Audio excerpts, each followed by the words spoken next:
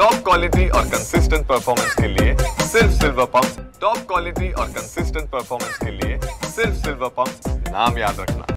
मराठीच्या मुद्द्यावरून काँग्रेसच्या 3 महिला खासदारांनी आज संसदेमध्ये निशिकांत दुबे जे भाजपचे खासदार आहेत त्यांना जाब विचारलेला आहे। जय महाराष्ट्र अशा घोषणा सुद्धा दिलेल्या आहेत। आपल्यासोबत मनीषाताई कायंदे। ताई, या सगळ्या प्रकरणाकडे नेमकं तुम्ही कसं पाहता? काँग्रेसला आता उशिराचं शहाणपण सुचलं आहे आणि ते कशासाठी? कारण मुंबई महानगरपालिकेच्या निवडणुका जवळ येत आहेत। मराठी माणसाचा रोष आपल्याकडे वाढतोय हे पाहिलं जेव्हा निशिकांत दुबेने ते निषेधार्ह वक्तव्य केलं तेव्हा हे लोक झोपले होते का? तेव्हा काँग्रेसवाल्यांना तेव्हा एकही शब्द त्यांनी निषेधाचा कोणी काढला नाही। काढला असेल तर चांगलंच आहे, परंतु आत्ता त्यांना हे आठवतंय तेव्हा त्यांनी किमान त्याचा निषेध करायला पाहिजे होतं किंवा जोरदार प्रतिक्रिया द्यायला पाहिजे होती। असं काहीच केलं नाही आणि आता काहीतरी पश्चातबुद्धी नंतर वरिष्ठांकडनं आलं असेल। जसं विजय वडेट्टीवारांना त्या जे अर्बन नक्षलिझमचे जे बिल होतं तेव्हा त्यांना वरून खडसावलं की तुम्ही काहीच बोलला नाहीत, जनसुरक्षा विधेयकावर तुम्ही काहीच टीका केली नाही, अडवलं नाही, तेव्हा हे सगळं आता वरनं काहीतरी त्यांना सूचना आल्या आहेत असं दिसतंय आणि म्हणून या महिला खासदार अचानक जाग्या झाल्या आहेत। परंतु ठीक आहे, निदान त्यांना मराठी माणसाचा काहीतरी कळवाळा दिसतोय। नाही, पण निशिकांत दुबे जो फोटो समोर आला त्यामध्ये हसताना दिसत आहेत आणि या सगळ्या महिलांना पाहून त्यांचा आक्रोश पाहून ते सुद्धा त्या ठिकाणाहून निघून गेले, त्यांनी हात जोडले। आता बघा, महिला आरडाओरडा करतायत, निषेध करतायत म्हटल्यावर त्यांनी एक स्त्री दाक्षिण्य दाखवलं असेल कदाचित, मला माहिती नाही, मी तर तिथे नव्हते। परंतु आता त्या म्हणतायत त्यांनी पळ काढला, ते हसताना दिसत आहेत। माहीत नाही नेमकं काय झालंय, हे आम्हालाही थोडीशी माहिती काढावी लागेल। नक्की दिल्लीत आज RSS सरसंघचालक मोहन भागवत हे मुस्लिम धर्मगुरू जे आहेत त्यांची भेट घेत आहेत। कसं पाहता एकंदरीतच या सगळ्या घटनेकडे? आणि याला धरून संजय राऊत यांनी टीका केली। आता जे टिल्ले पिल्ले आहेत म्हणजे नितेश राणेंचं नाव न घेता त्यांच्यावर टीका केली आहे, यांना आता आत्महत्या करावी लागेल। मुळात म्हणजे सरसंघचालक हे मुस्लिम धर्मगुरूंना का भेटले आहेत हे माहिती नाही।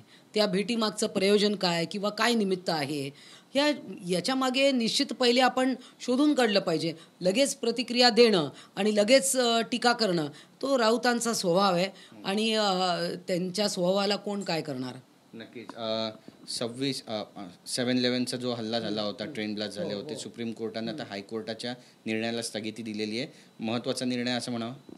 आम्ही स्वागत करतो, कारण त्या साखळी बॉम्ब ब्लास्टमध्ये आपण पाहिलं की ह्याच्यामध्ये फार गंभीर ती घटना होती आणि अशा प्रकारचा अतिरेकी हल्ला हा मुंबईवर झाला तेव्हा अनेक स्टेशनांवर झाला आणि त्यामधले जे आरोपी सुटले तेव्हा अक्षरशः वाईट वाटलं की म्हणजे न्याय मिळणार की नाही। परंतु आज त्या निर्णयाला स्थगिती मिळालेली आहे। त्याच्यात काही त्यांनी कारणं नमूद केली आहेत, परंतु काही असो कुठेतरी आशेचा किरण दिसतोय आणि नक्कीच या सगळ्या लोकांना फासावर लटकवलंच पाहिजे। महायुतीमध्ये मंत्र्यांचे व्हिडिओ समोर येत आहेत आणि ज्या पद्धतीची विधानं केली जात आहेत, जे वर्तन केलं जात आहे, भाजपची डोकेदुखी वाढली अशी चर्चा भाजपच्या अंतर्गत सूत्रांकडून मिळते। कसं पाहता याकडे? आणि फडणवीस यांचं सरकारच एकंदरीतच बदनाम होतं, राजीनामे घेतले जात नाही आहे, त्यामुळे सुद्धा टीकेचं धनी ठरत आहे अशी पण टीका होते। बघा, काही अप्रिय घटना घडल्या हे सत्य आहे, परंतु त्याच्यातनंही माननीय देवेंद्र फडणवीस हे त्यांच्या परीने काही करेक्टिव्ह मेजर्स घेत आहेत। माननीय शिंदेजी देखील यांनी काय आमच्याही लोकांना काही सांगितलं आहे, परंतु मला असं वाटतं आता हा विषय मुद्दामून रोज त्याच्यावर बोलून आता BJPवर टीका होते आहे की नाही, मला असं वाटतं तुम्ही भाजपच्याच प्रवक्त्यांना विचारलं पाहिजे। मला असं वाटतं की हे रोज उठून सगळं चॅनलवर दिसतंय, रोज उठून दाखवलं जात आहे, त्यामुळे हे सगळं लोकांमध्ये होते। पण मला असं वाटतं की या सगळ्या गोष्टीतनं नक्कीच सरकार काम करत आहे। बघा, या काही अप्रिय गोष्टी घडल्या आहेत ते खरं आहे, परंतु आजच सरकारची हाऊसिंग पॉलिसी पण आलेली आहे।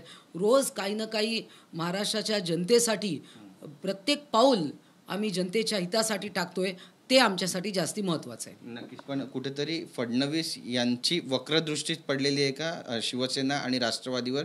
कारण आता प्रत्येक निधीचं वाटप कुठे होणार आहे यावर फडणवीस यांचं स्वतः लक्ष असणार आहे जाणीवपूर्वक। बघा, मुख्यमंत्री म्हणून त्यांचं लक्ष असायलाच पाहिजे, त्याच्यात काही गैर नाही आहे, परंतु ह्या ज्या वावड्या उठतात आहे की त्यांनी कुठेतरी निधी अडवला आहे किंवा असं काही झालेलं नाही आहे.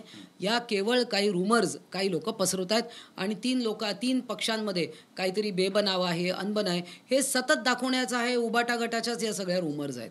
नक्कीच. माणिकराव कोकाटेंबद्दल आता बरीचशी चर्चा रंगते की त्यांच्याकडे दुसरं खातं दिलं जाईल आणि त्यांचे काहीतरी गुपित आहेत, अजित पवारांचं काही गुपित माणिकराव ठाकरेंकडे, म्हणून त्यांचा राजीनामा घेतला जात नाही अशी टीका राजू शेट्टी करतायत.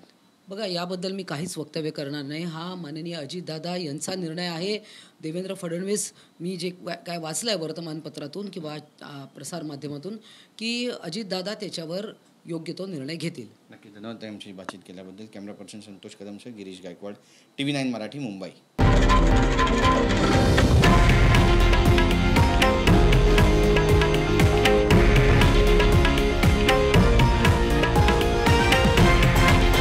हे आहे देशातील नंबर 1 न्यूज नेटवर्क आणि आपण पाहत आहात TV9 मराठी, एकमेव.